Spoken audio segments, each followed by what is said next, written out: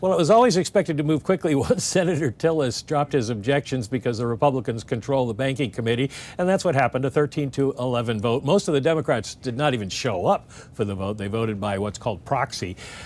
Next, he goes to the floor. Now, they could do it within 24 hours. That's the limit. They have to wait before they can bring it to the floor. But the Senate is so wrapped up in other business with the budget, with the FISA surveillance warrant bill, that at this point, it's probably going to be another 2 weeks because they're off next week.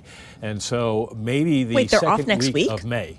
They're off next week. It's not a surprise that legislative days are not the same as calendar days. Clearly. So it's probably going to be the best guess is the second week of May, which would be in time for him to take over as chair on the 15th when Jay Powell's term is up. Okay, so that being the case, that this full vote will probably happen before May 15th when Jay Powell's term is up as chair. How does that change or affect, or maybe not at all, the news conference that Jay Powell will be hosting at 2:30 p.m.? I don't think it changes at all because nobody expected Warsh not to get through the committee.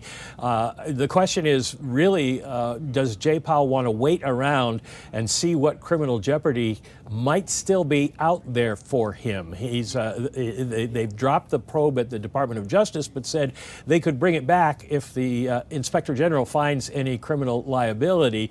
And even if they didn't, this Justice Department has shown that it can sort of make things up to try to pursue you.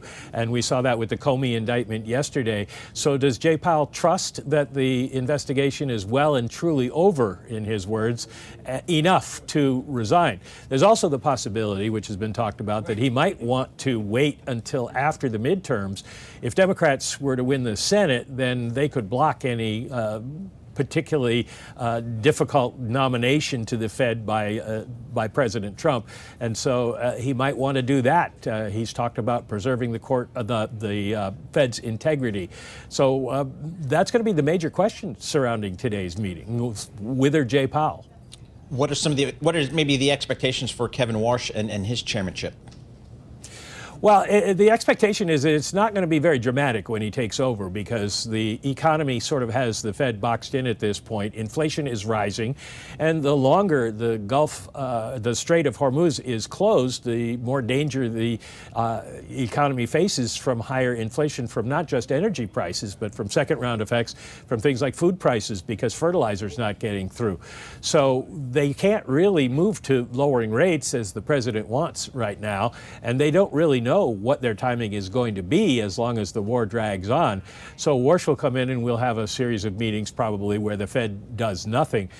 Maybe he starts to talk to them about the idea of getting rid of the dot plot or changing some communications, but since he's just walking in the door, it's probably not something that's going to happen immediately. And of course, if Jay Powell stays on, it raises a question of who's really influencing the Fed at that point. Awkward, yes.